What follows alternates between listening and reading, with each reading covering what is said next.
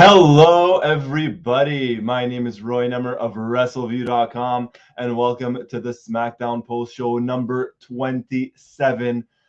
It's WrestleMania week. We are less than 24 hours away from the biggest show of the year, or at least part one, or night one, or WrestleMania Saturday, whatever you want to call it. Less than 24 hours away from WrestleMania. Absolutely incredible. And let's get to it. This was the last WWE show, not counting NXT, but the last WWE event taking place before WrestleMania. Not a very good show, for being honest, and we're going to get into all of that. And before we get into all of that, let's look at the chat. Let's see what everybody's up to. I see a couple of people in here. I see Daniel, hey, Tribal Chief. How are you guys? Thank you for joining, Daniel. And I love your selling, dude. It's WrestleMania week. It's not selling. It's the kid. It's the kid in me that just loves WrestleMania. Andrew, what's up, Andrew? Thank you for joining. Thank you for joining. Gills fan, this might be the shortest post show in history since absolutely nothing happened. We'll see. We'll see. We'll still talk about WrestleMania a little bit. We'll still talk about that. But yeah, so we got a lot to get to in terms of WrestleMania week or WrestleMania. And if you missed it, by the way, our Wrestleview WrestleMania predictions took place last night. It's on YouTube. Check it out. It's on the website as well if you missed it. We gave our predictions and we took your predictions as well and shared them.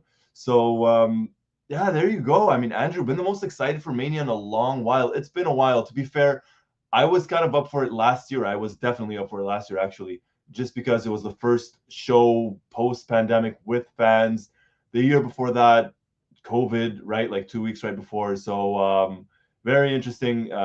This time around, it's been about almost a full year now. It's been about 8-9 months so that we've had fans back, and we've had fans with pay-per-views, but it's WrestleMania. And let's get to it. Let's just get to it. Let's get to the show. And there you go. So tonight, we started off with the Andre the Giant Battle Royal, and there was also an Intercontinental title match. And we're going to talk a little bit about specifically the placement of the matches. So let's get to it. Tonight, American Airlines Center in Dallas, Texas, obviously not too far away from where WrestleMania will take place.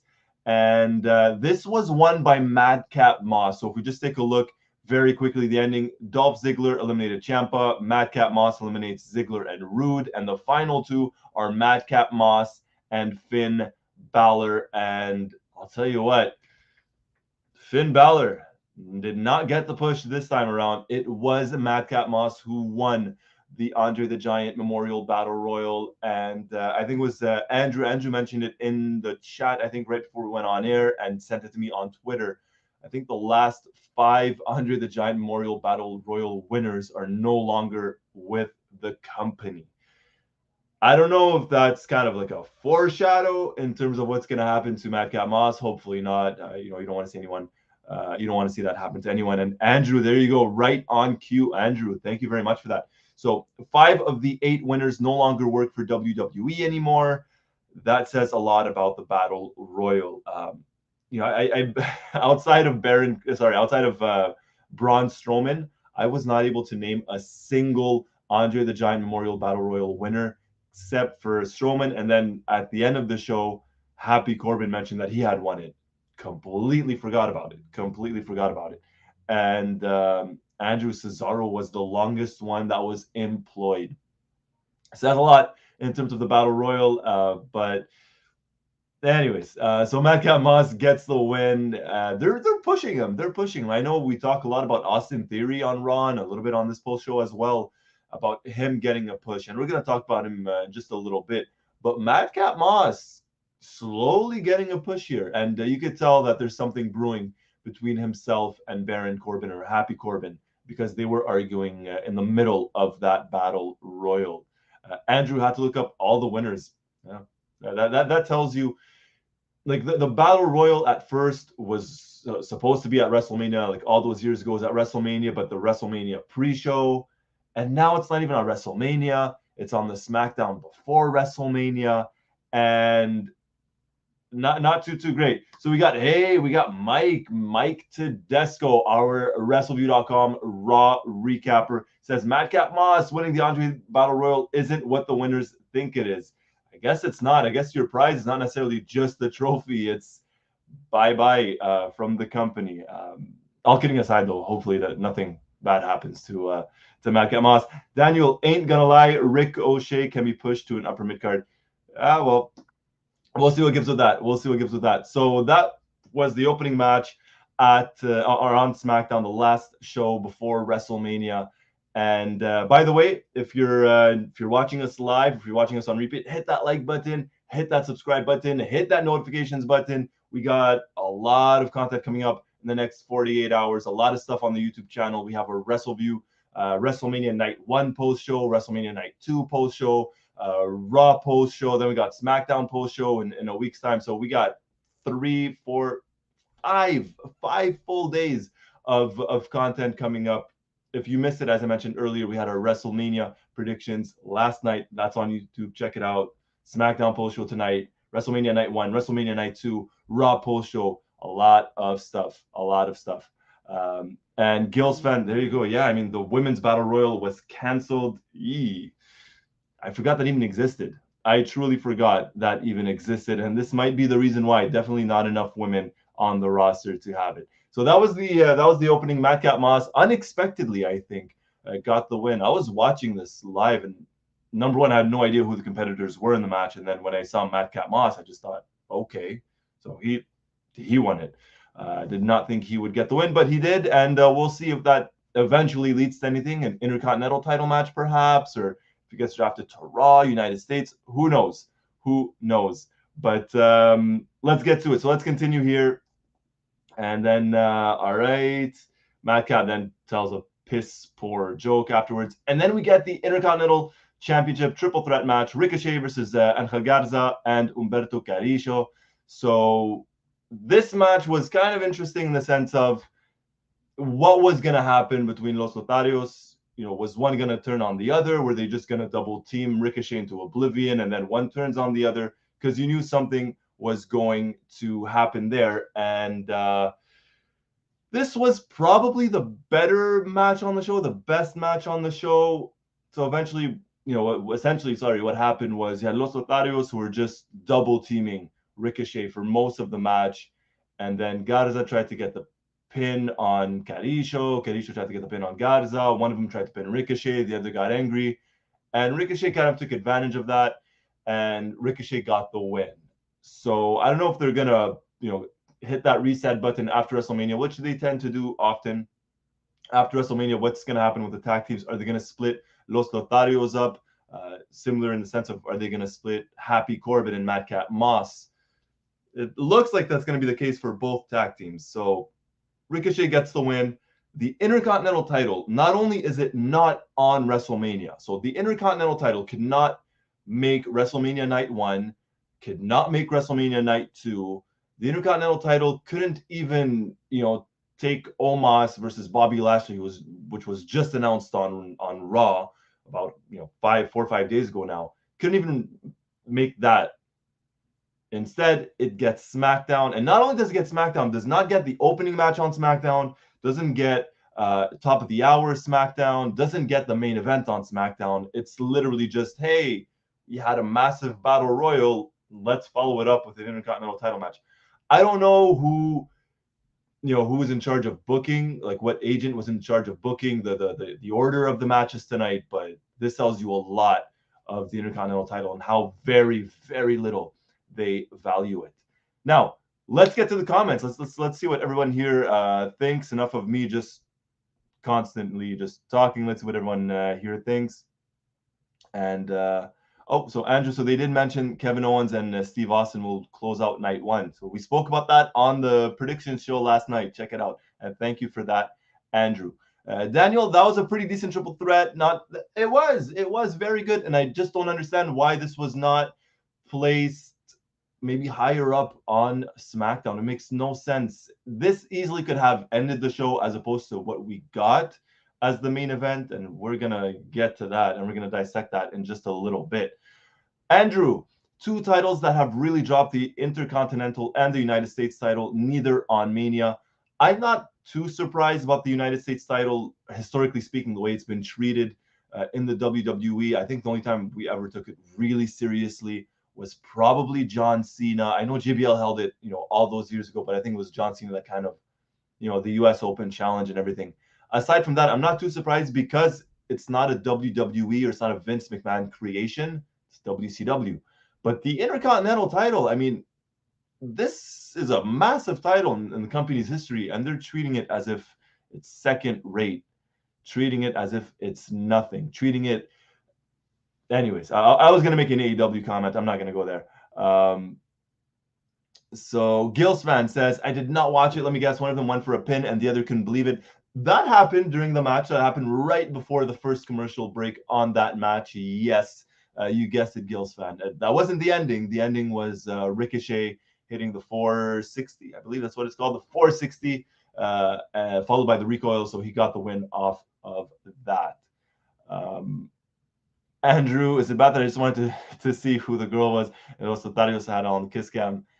More often than not, that part is probably more entertaining than a lot of the wrestling we've been getting lately. But I'm not going to crap on the company too much tonight. It is WrestleMania weekend, sorry. So, Andrew, honestly, we need Miz as IC champ again. Oh, that is true. Now, you don't know that it could be in night 1 or night 2 pre-shows. Gil's fan, the easy prediction for any team in WWE is that they split. Hey, we got talk about tag teams. Just in my opinion, one of the best tag teams. Period. Right there. All right, let's continue this here. All right. Yeah, Andrew, Pat Patterson, the first IC champ, and it's went down since then. I wouldn't go that far. I mean, Mr. Perfect, Bret Hart, Razor Ramon, Shawn Michaels, early to mid 90s had some solid Intercontinental titles, champions.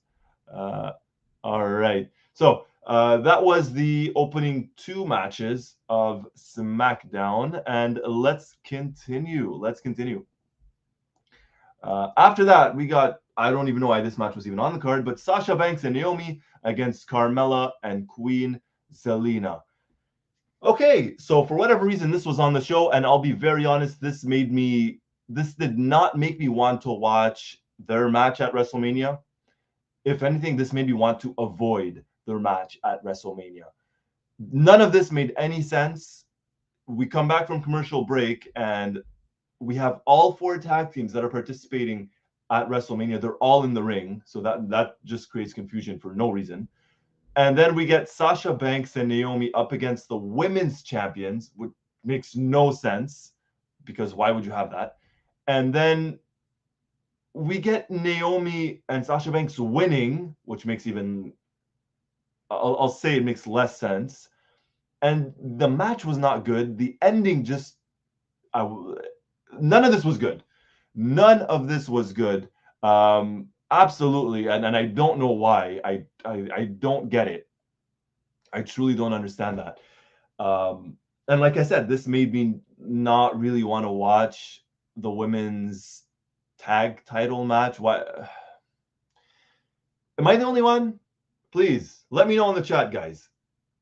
Let me know in the chat. Am I the only one that just doesn't get this match and anything is just like, hey, we need a women's match on SmackDown, so we got to do it, right? Anyways, Andrew, last night I didn't care that I didn't make a prediction. Now I don't even care anymore. Exactly. It's that bad. It's that bad. And the less said about that match, the better. So let's continue and moving on. We're just gonna skip that part. Then we got Ronda Rousey. So we got a Ronda Rousey promo where she was sparring. This was earlier during the day. Ronda Rousey is sparring with Shayna Baszler. Kayla interviews Ronda, and Ronda just says, well, look, Charlotte, you're either going to tap out or I'm going to pull your arm out and give it to my family as a souvenir. And we've spoken about this on every single post show, and unfortunately, it looks like we're going to continue talking about this on every single post show. But Ronda desperately needs someone to speak for her. She needs someone to speak on her behalf. She needs a Paul Heyman. She needs anybody. she is what, like, she's a badass, right? She could legit beat up probably anybody, any women or any woman, sorry, in that locker room. But she can't talk. And the problem with this feud that we have between Ronda and Charlotte is that Charlotte is not necessarily the greatest on the mic, and Ronda is far from being the greatest on the mic. And this promo was not good, was not too good. And let's take a look at the chat. Let's see what you guys think. So, Gil's fan, I'm not surprised that they didn't send Ronda out there for a promo with a WrestleMania crowd. Yeah, and don't forget, this was recorded, this was pre-recorded, so they had a couple of takes at this, right? Like, okay, we're gonna record, we're gonna stop, we're gonna record, we're gonna stop, and it wasn't too good. Anyways, not a very good promo. I'm still looking forward to the match. I think Ronda versus Charlotte has the potential to be one of the better matches at WrestleMania, but the promos, yikes. And the worst part is, I don't even know if this was the best promo or the worst promo in regards to her and Charlotte that we got tonight, because we're going to get to Charlotte's promo in a little bit, and that wasn't too good either. And Andrew, I fully agree. Ronda either needs to go heel or get Paul Heyman to speak for her. And Daniel, I mean, on the mic, yeah, she's not too good, Daniel. I'll say that much. I'll say that much. She's not great on the mic. So let's continue with that. And then we get Jesus. Talk about not good on the mic. We're just going to continue on with this, aren't we? Charlotte Flair. So Charlotte Flair, we go to a commercial break, and Charlotte Flair comes out. And typically, you know what you're going to get with the Charlotte Flair promo. She's going to hype herself up, which is fine. And more often than not, it's a decent / passable promo from Charlotte Flair. More often than not. Tonight was the not. Tonight was the not. It was the minority. And yikes. Yikes. So Charlotte essentially comes out and says, she says the masterpiece that she created has caused Ronda Rousey immense pain. It's very poetic.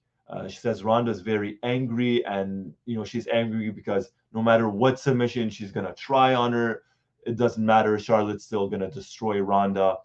And then Charlotte plays on the fact that she's a 13-time champion, and how every woman wants to be her and every man wants to be with her. And it didn't, how the execution was just poor. And this tends to be the problem with Charlotte Flair, in just her delivery is not good, which is ironic considering who her father is. But this was not a very good promo by Charlotte Flair, and her and Ronda did not exactly hit it out of the park tonight. Let's see. So Daniel's being pretty, yikes, he's not holding back. Daniel says this match should not be more than 10 minutes tops. I would say give him time. I'm confident that they could have a very good match. I'm confident about that. I think Charlotte Flair and Ronda Rousey will have one of the better matches at WrestleMania. I think Charlotte delivers when it matters the most. I know she gets a lot of hate from a lot of people.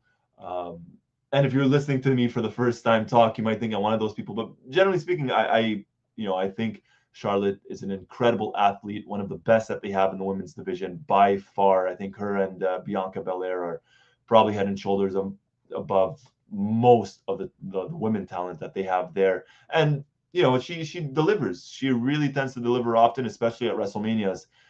It's just a matter of, she has the chemistry with Ronda. How good is the match going to be? Because I'm going to disagree with you on this one, Daniel. I think if you give them a solid 15 minutes, don't give them 30, don't give them a bunch of spots to do.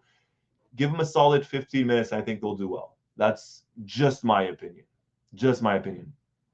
Andrew says Charlotte was horrible tonight. It's like she doesn't care. I mean, she's at her dad's level of people still cheering for her, but oh boy, it was so bad. And Charlotte's gotten to add to your point, Andrew. Absolutely, Charlotte's gotten to that level of popularity that not many women in the company, or even men, but not many women specifically, she's gotten to that level in the company where her presence alone, you're either going to cheer her or you're going to boo her. So she's going to get a reaction regardless. Whether you like her or not, you're going to get she's going to get a reaction out of you.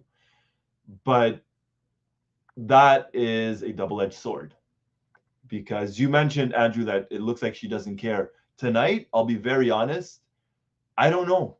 It looks like she didn't care too much. The delivery, this is the last SmackDown. We're less than 24 hours away from WrestleMania. This is the last SmackDown before WrestleMania, and this is the best promo that you got. You're Charlotte Flair. You're the SmackDown Women's Champion. I could write a better promo than that. I could probably cut a better promo than that right now, so to speak. You got to do better than that. And that's the problem. That's the double-edged sword I'm talking about, because no matter how bad of a promo it may be, she's still going to get a reaction. It's a double-edged sword. It's a double-edged sword. Gil's fan says, I think Charlotte could be cheered during the match. And that's going to be very interesting to see how the crowd plays out for both nights, WrestleMania on Saturday and Sunday. It's going to be very interesting to see what kind of crowd we get. You know, usually WrestleMania is a very lively crowd. It tends to be the liveliest crowd of the year, which completely makes sense. But are we going to get that smart crowd, the one that's going to cheer the heels and boo the baby faces? What kind of crowd are we going to get? We're going to see. We're going to see, because this could potentially happen. I don't know if the WWE necessarily wants Charlotte Flair to get cheered, but this is something that could happen. Daniel says, I'm not convinced with the Ronda in the ring. Charlotte will carry this match even in a loss. I think so. I think Charlotte will carry the match, but I still think Ronda can go. She might have looked a little bit rusty in the past, 2-3 times since she's come back from her, hiatus since she gave birth. But she's looked rusty. Hopefully she's training. Charlotte will probably carry this match and lead the match, obviously. But I think Ronda's got it in her to at least put in a good performance. Andrew, 15 to 20 minute stops. Yeah, I think so. I think if you give him 15 minutes, it's good. Nothing more than 20. I think anything more than 20 would just be way too much. Way too much. Daniel, Ronda wins, but by default, Charlotte will carry the match like the pro that she is. Exactly.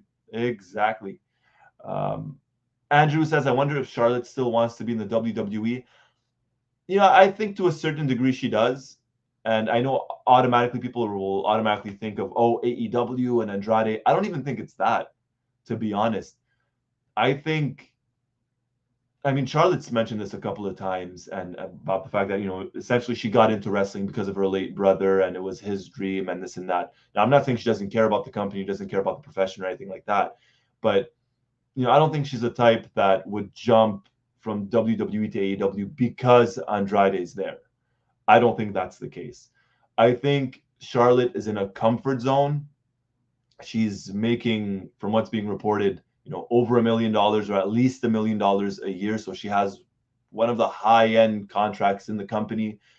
She sells the merchandise, obviously, just we're literally talking about her popularity and what she can deliver in the ring.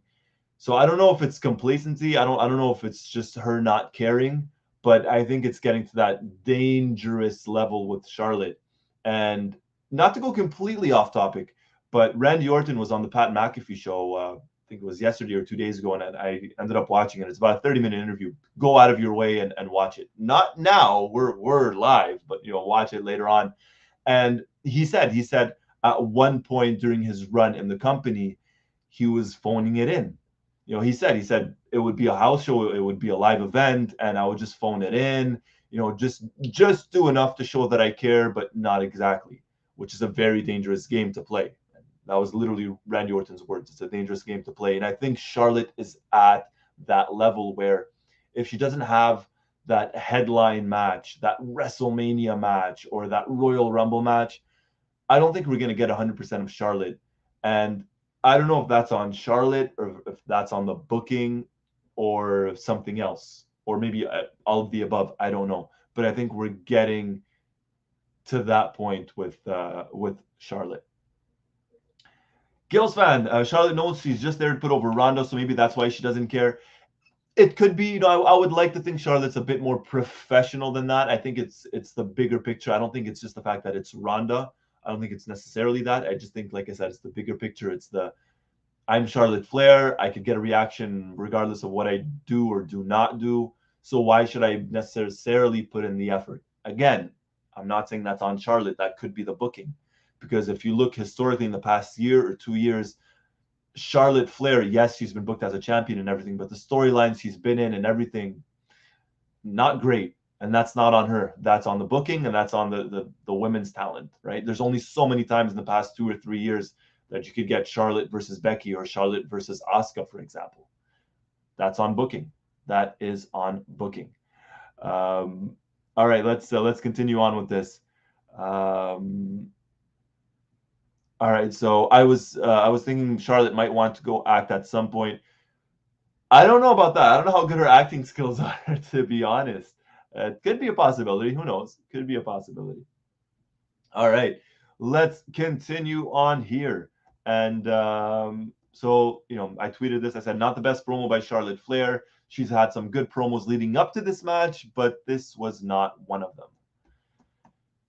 And then we got Shinsuke Nakamura, Pat McAfee, and Austin Theory. So Nakamura is coming down to the ring. Pat McAfee's on the announce table. He's, air guitaring. Austin Theory comes out from the crowd. Sorry, he jumps in from the crowd, trips Pat McAfee up, and runs to the back. Pat McAfee chases Austin Theory.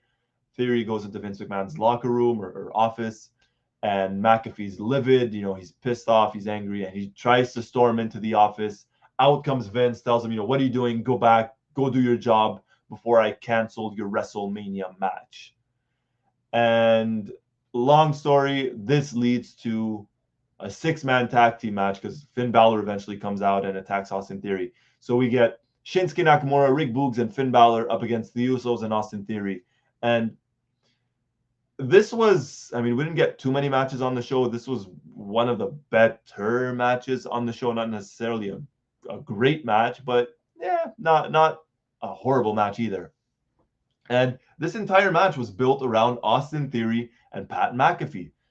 Barely any mention of the Usos, of Nakamura, of Boogs. Boogs got his moments in, but this entire match was built around Austin Theory and Pat McAfee, and they're massively pushing Austin Theory, especially going into WrestleMania weekend. And I don't know what they're going to do with them. I don't know. We spoke about this on the predictions show. I gave my predictions on that match, but after WrestleMania, I don't know what they're going to do with Austin Theory. I truly don't know. Let's do this. So Daniel says, Boogs and Nakamura are my new tag champs. They'd be a cute tag team with McAfee dancing on the announce table. It gives Nakamura something to do because he was the Intercontinental Champion for a couple of months and defended it probably once. Gills fan, Theory tripping Pat during the entrance was great. Austin Theory is Darth Sidious, Vince's apprentice. Gills fan, agreed, Daniel. I hope they win. And Andrew says, I wonder if Shane shows up to jump Austin. So this is another theory, no pun intended, that has been thrown around. Does Shane interfere in this match, in Austin Theory's match, or is Shane Seth Rollins' mystery opponent, or potentially one of Seth Rollins' mystery opponents? Who knows? But I definitely think, obviously, especially considering everything, all the news and rumors going around regarding Shane McMahon, he will be he will be at WrestleMania. Daniel, give Nakamura a belt. Haven't said that in a while. Nakamura's been Royal Rumble winner, Intercontinental champ, and I think he's been a tag team champ before, hasn't he? Can't remember with whom. Could have been Sami Zayn. This is how bad the tag team division is right now. I can't even remember. All right, so let's continue. But before we do, Gills fan says the Usos have beaten everyone else. It's best if Nakamura and Boogs win. Hey, you got to go watch the WrestleMania predictions show. That's on YouTube. It was on, recorded it yesterday. It's live on YouTube. Go check it out. We could get new tag champs. Who knows? Who knows? All right, let's continue on with this here. So in the end, the Usos and Austin Theory get the win. What happened was Balor climbs the top rope, Theory trips him up, Theory hits him with the unproven cutter, and he goes for the cover and gets the pin. All right, and then this was the main event. Happy Talk with Happy Corbin and Madcap Moss. Okay. Not great. Not great. And I'm surprised this went on last. We got a decapitation mention. We got Drew McIntyre swinging the sword at Baron Corbin. We got I want to say a tasteless joke regarding Corbin and Drew and Drew's mother who passed away. So Madcap Moss and Corbin are in the ring, and Madcap's just talking about his win, how he's the Andre the Giant Memorial Battle Royal winner. And Corbin says, yeah, you're like my protege. I won it in 2016, and I retired Kurt Angle at WrestleMania, and I'm going to, beat up Drew McIntyre and defeat Drew McIntyre at WrestleMania. Then he grabs the sword, which he had from last week, and he says, with Drew, this sword is just it's a fancy accessory. But when I have it, it's a dangerous weapon. He says the sword needs to be given a happy name, and he names it Euphoria. And then he tells a bad joke. He says, what does Drew McIntyre's sword and his mother have in common? Well, Drew lost them both. Very tasteless joke. Out comes Drew McIntyre. Right hand knocks out Madcap Moss. Grabs a chair, throws it at Baron Corbin or Happy Corbin, and he grabs the sword, swings it at Happy Corbin. Corbin ducks, leaves the ring, and Drew just goes apeshit in the ring, throws the chairs and the bottle of whiskey or alcohol, grabs the sword, breaks the table with it, plants the sword in the middle of the ring. Flames come out of the ring post. And that's SmackDown. That was it. As a go-home show, I know Raw was, pretty good, pretty decent on Monday. But as your literally last go-home show, less than 24 hours before WrestleMania, and you don't have Brock Lesnar, you don't have Roman Reigns, you get terrible to horrible women's segments, you get very little matches. You get one good match, let's say, which was the Intercontinental title. This was not a great show. And this is not often that you're going to hear me say this, but this was not a very good SmackDown. Not at all. So let's look at the chat. Let's take a look at it. Andrew says, I did not like Corbin saying that about Drew's mom. That was really a low thing. The writers should be ashamed. Yeah, I'm not, I could stomach a lot of jokes, but when it comes to death and anything really personal like that, I'm not a big fan of. I'm not a fan of at all, actually. So I fully agree with you, Andrew. Fully agree. Gil's fan, more fuel to my theory about Moss costing Corbin at WrestleMania. Corbin was dismissive of his Andre the Giant Memorial Battle Royal win. Absolutely. I could see Madcap Moss, accidentally or not, I could definitely see him costing Baron Corbin the win. Daniel, like I said, Drew McIntyre headlined WrestleMania 2 years ago. Yeah, and he opened up WrestleMania last year as I was gonna say as champion, but against Bobby Lashley. He did. Yeah, absolutely. Gil's fan, that comment had Paige and Charlotte vibes. Right, where Paige commented on Charlotte's brother, if I'm not mistaken. That was not very good. That was not very good. Andrew, absolutely. I spoke about this yesterday on the predictions show. I feel so bad for Drew, says Andrew. He had that company on his shoulders for the pandemic, and now he's in this horrible feud. Yeah, at least it was only 2 hours. At least. Gil's fan says, a feud has no interest when they resort to comments like that. Yeah, when you have to resort to comments like that to get some sort of heat, then it's bad. And I'm sure it's not Corbin that came up with that. This is 100% the writers, and McIntyre is a pro for, I guess, agreeing to it. I don't know how much say he had in it, whether he had or whether he could have disagreed with it or not, but he's certainly a professional for even agreeing to that. But this was not a good comment at all. So yeah. So this was SmackDown. Daniel says, I hope they can push Drew again. He's just doing shit. I think they will. I think with time, they just got to, get over this feud with Baron Corbin or Happy Corbin. And then I think they'll do something else with Drew McIntyre. But this was SmackDown. Tomorrow is WrestleMania. But before WrestleMania, we have the NXT show, which we will be covering live on Wrestleview. It's going to be covered by Mr. Mike Tedesco. So the recap, check it out. It's tomorrow at 1 p.m. Eastern on Wrestleview, Wrestleview.com. Visit it, your one-stop go-to place for all wrestling news, recaps, and this type of content, these type of post shows. Always fun. So that was SmackDown. WrestleMania, we got NXT tomorrow, then night 1 of WrestleMania, night 2. We spoke about this in the predictions show yesterday. A lot of people on the panel yesterday felt that Saturday's show was going to be busy, and it's going to be much better than Sunday. And I say busy because, I feel like the show on Sunday is just, they're just going to fly through it really quickly. I think they're just going to build up towards the main event, which is Lesnar and Roman Reigns on Sunday. Whereas I think Saturday it's going to be much more, I say busy. Both matches are going to have 7 matches. Sorry, both nights are going to have 7 matches. But it's going to feel like, wow, a lot happened on Saturday. Like, wow, this happened and this and that and this. Whereas Sunday, I think it's just like, okay, well, let's get to the main event. Let's just get to Roman versus Brock. I think that's how it's going to be. And let's look at the chat a little bit. Andrew says, I hope they don't kill the buzz night 2 like they did last year with Orton and Fiend. That was a buzz killer. And I don't know if we're going to get something like that. Hopefully not. I truly hope we don't get something like that night 1 or night 2 of WrestleMania. Hopefully not. Yeah. So no Roman Reigns, no Brock Lesnar to finish off SmackDown right before WrestleMania.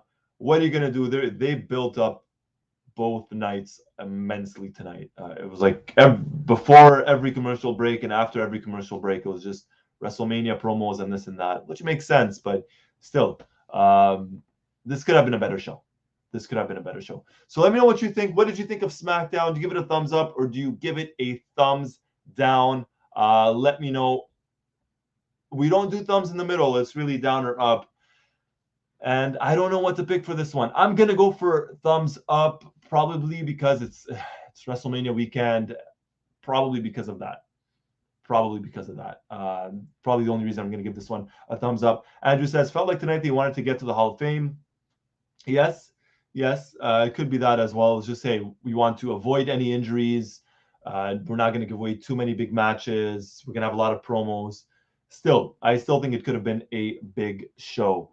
Andrew, thumbs down, and this show, thumbs up. Well, thank you, Andrew. This show is a thumbs up because of you guys, because of everyone in the chat, all the participation. I love it. Daniel says down. Gil's fan says down because nothing happened. I get it. And chances are, if this was not a WrestleMania weekend, I'm not sure. I'll give it a thumbs up. Andrew says, but a thumbs up because it was only 2 hours. That I can certainly agree with. All right. Now, we're going to wrap things up. Before we do, I got to mention this once more. Like and subscribe. Trust me, we got a lot of stuff coming up. Like I just mentioned, NXT tomorrow, WrestleMania tomorrow, WrestleMania post show tomorrow, WrestleMania on Sunday, WrestleMania post show on Sunday, Raw on Monday, Raw post show on Monday, and it's the Raw after WrestleMania, right? So it's going to be huge. It's going to be massive. So hit that like button if you haven't already. Hit that subscribe button if you haven't already, to never miss out on a thing. All right, everybody. Thank you very much. Once more, my name is Roy Nemer of Wrestleview.com. Thank you for watching WrestleMania on Saturday. Take care, everybody. Bye.